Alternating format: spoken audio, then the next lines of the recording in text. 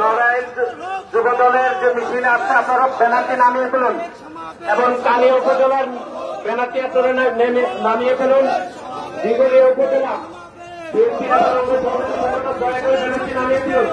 কুষ্টিয়া জেলা যুব দল অনেকক্ষণ আপনাদের নাম বলছি, দয়া করে ব্যানারটি নামিয়ে ফেলুন। আপনারা আপনাদের বামে চলে যাবেন।